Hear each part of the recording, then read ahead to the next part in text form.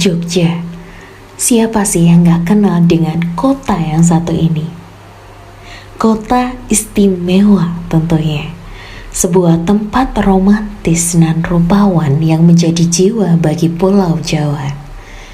Pribadinya menarik dan mengesankan, membius banyak sekali orang. Sehingga wajar rasanya bila jatuh cinta padanya menjadi hal yang tak terelakkan. Jogja adalah penggoda ulung yang pandai memikat hati siapa saja yang datang berkunjung padanya dalam waktu yang cukup singkat. Mulai dari kesederhanaan. Siapa yang tak suka dengan sebuah kesederhanaan, terlebih lagi jika hal itu disandingkan dengan sebuah keramahan tanpa ada balas. Keduanya menjadi kolaborasi yang pas yang sudah mengakar sejak berabad-abad silam dan terus terjaga hingga sekarang. Salah satu destinasi wisata Yogyakarta adalah Taman Sari yang merupakan peninggalan Keraton Yogyakarta terletak di Patehan, Kecamatan Keraton, Kota Yogyakarta. Tempat ini memiliki bangunan yang unik yang bernuansa kuno, lengkap dengan jembatan gantung, kanal air, kolam pemandian hingga lorong bawah tanah. Yuk simak sedikit penjelasan dari pemandu. Tempat apa deh? Ya tempat berenang, berendam. Itu didirikan tahun berapa Pak? Hah? Didirikan tahun berapa ini? Tahun 1758. Sejarahnya Taman Sari ini apa nih Pak? Caranya ya ini tempat untuk bersenang-senang keluarga sultan. Kalau zaman sekarang itu seperti villa. Villanya sultan. Nah, dan tempatnya tidak cuma di sini aja. Nah, nanti ada mandi di sini. Nah, nanti ada tempat bertapangnya sultan di ujung sana itu. Nanti ada masjid di bawah tanah, ada istana air, ada lorong di bawah air. Nah, jadi semuanya itu ada story-nya, ada ceritanya. Nanti diajak isi-isi, dijelaskan satu-satu tuh gimana. Di luasnya kan 10,2 hektar.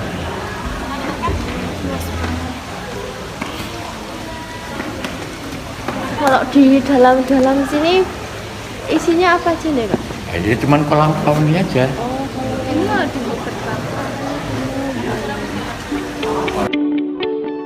Udah dengarkan tadi penjelasannya teman-teman? Nah, di layar kalian bisa lihat kolam pemandian yang biasanya dipakai permaisuri atau istri dari sultan untuk mandi. Nah, untuk penjelasan lebih lanjut akan ada Bapak pemandu selaku narasumber yang akan menjelaskan sejarah dari Taman Sari sendiri. Dulu Taman Sari ini dibangun oleh Sultan pertama itu tahun 1758. Itu arsiteknya dari Portugis. Kenapa arsiteknya dari Portugis? Karena wilayah Yogyakarta sebelum masuk NKRI wilayahnya sampai ke perbatasan Jawa Timur. Nah, itu pelabuhan Yogyakarta terbesar itu di Tuban. Jadi kalau Ponorogo itu masuk Jogja zaman kesultanan dulu masuk Jogja. Karena masih di sana ada komunitas Mataraman. Ada toh? Iya, makanya di sana masih wilayah Jogja zaman dulu. Nah, setelah Yogyakarta ini masuk NKRI, Yogyakarta diperkecil menjadi daerah istimewa. Yaitu gubernurnya itu secara otomatis itu yang jadi sultan. Karena sudah masuk di NKRI. Ya. Nah, di sini ada 3 pemandian, yang paling kiri sendiri untuk putra putri sultan belajar berenang. Kalau di tengah itu untuk istri sultan yang nikah sirih, sedangkan sultan di belakang. Setelah sultan itu mandi di dalam itu terus ganti pakaian, terus di sauna. Setelah di sauna istirahat di atas. Ini Gapuro Agung, itu pintu gerbang utama, itu digambarkan dengan burung merak dan bunga, merupakan simbol tahun pembuatan Taman Sari. Simbol tahunnya yang berbunyi lajering sekar sinesepeksi. Lajer itu tangkainya 1, sekar itu bunganya 7, sinesep itu yang mengisap itu 5, peksi itu burung 8. 1758 pembuatan Taman Sari. Ini gedung lopa-lopa, gedung segi 8 penjuru angin atau unsur alam. Jadi Sultan itu membangun Taman Sari dengan unsur alam. Nah, ini ada 8 ya. Filosofi Taman Sari. Awalnya, tujuan dari pembangunan pesanggrahan ini untuk keperluan pertahanan, tetapi secara filosofi, taman ini memiliki dua deskripsi nilai. Deskripsi nilai yang pertama yakni proses pencarian kesenangan duniawi yang disimbolkan dengan kolam dan taman yang indah. Kemudian deskripsi yang kedua yakni pada bangunan utama yang disebut sumur gemuling dan adanya mihrab yang difungsikan untuk tempat sholat. Sumur gemuling disimbolkan ujian seseorang di kehidupan dunia, yakni antara aturan ilahi atau kesenangan duniawi. Keduanya digambarkan dalam pesanggrahan Taman Sari. Dengan arsitektur indah dan megah, kawasan Taman Sari Jogja merupakan paduan dari berbagai jenis budaya. Museum Negeri Sono Budoyo merupakan unit pelaksana teknis daerah pada Dinas Kebudayaan Provinsi Daerah Istimewa Yogyakarta. Memiliki dan mempunyai fungsi pengelolaan benda. Museum yang memiliki nilai budaya ilmiah meliputi koleksi pengembangan dan bimbingan edukatif kultural.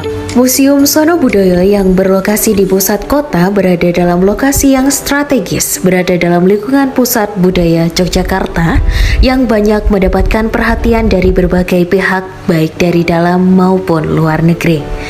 Bangunan Museum Sono Budoyo merupakan rumah joglo dengan arsitektur Masjid Keraton Kesepuhan Cirebon. Didesain oleh Insinyur T.H. Karsten.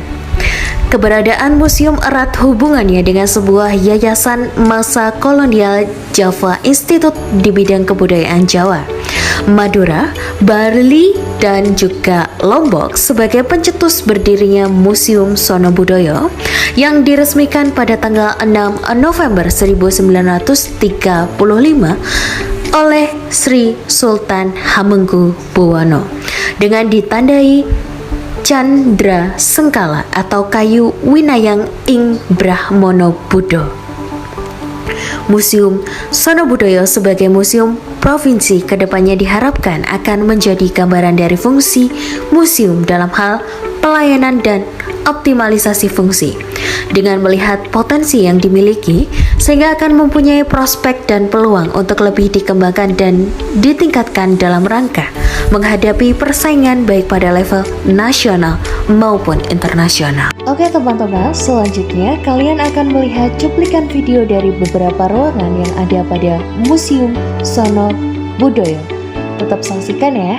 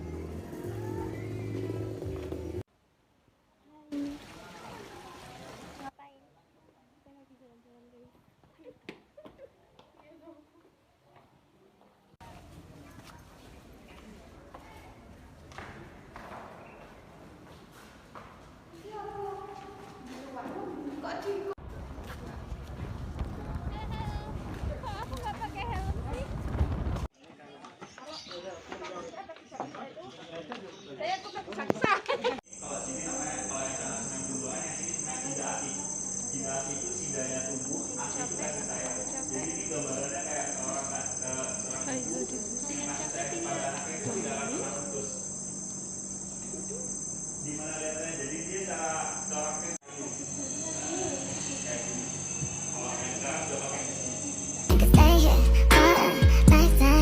So out the door and your pockets can't find it no more. It's just you and me, and there's nothing I can do. I'm stuck with you,